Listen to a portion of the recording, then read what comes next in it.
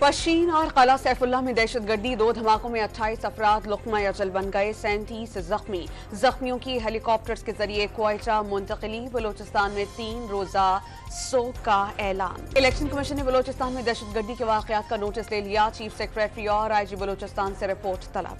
बुज़दिलाना हमले कौम के हौसले पस्त नहीं कर सकते, शहबाज शरीफ का रद्द अमल। बिलावल भुट्टो ने दहशतगर्दों को कैफिर किरदार तक पहुंचाने का मुतालबा कर दिया।